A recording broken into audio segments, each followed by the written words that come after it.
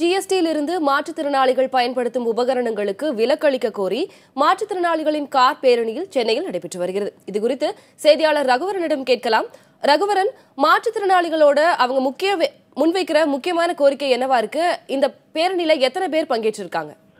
அதாவது 0% இருந்த வரியில் இந்த ஜிஎஸ்டி வரி புதுதாக அறிமுகப்படுத்த இருக்கக்கூடிய இந்த ஜிஎஸ்டி வரியில் 5%லிருந்து 18% வரைக்கும் மாற்றுத்திறனாளிகள் பயன்படுத்தும் உபகரணங்களுக்கு வரி விதிக்கப்பட்டிருக்கிறது.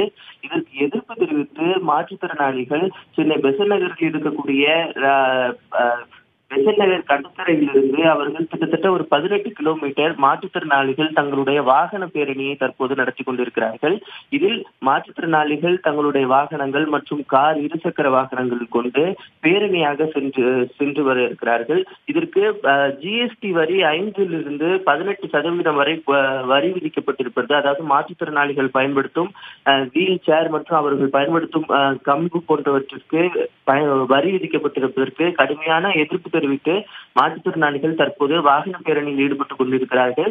அது மட்டும் இல்லாமல் இவர்களுடைய கோரிக்கையை மனுவாக ஆளுநரிடம் சந்தித்து கொடுக்க இருப்பதாகவும் தெரிவித்திருக்கிறார்கள். ஆளுநர் சந்திப்பதற்கு நேரம் கேட்டிருப்பதாகவும், ஆளுநரை சந்தித்து இதன் முடிவிலே தங்களுடைய கோரிக்கை மனுவும் அளிக்க இருப்பதாகவும் தெரிவித்திருக்கிறார்கள்.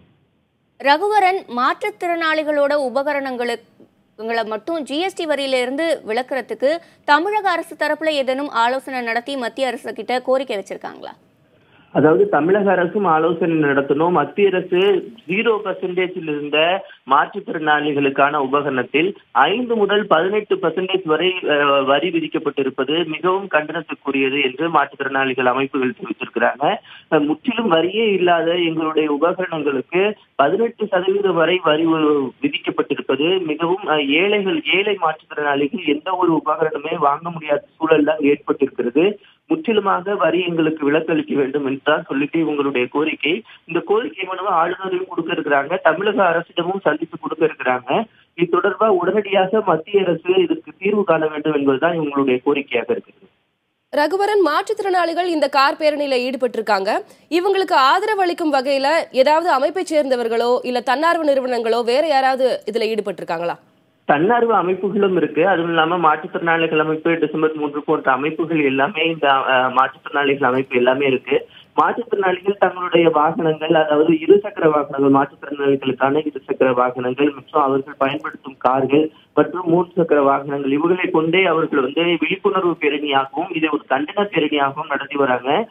கண்டிப்பாக இந்த வரியை திரும்ப பெற வேண்டும் என்பதுதான் இவர்களுடைய கோரிக்கையாக இருக்கிறது.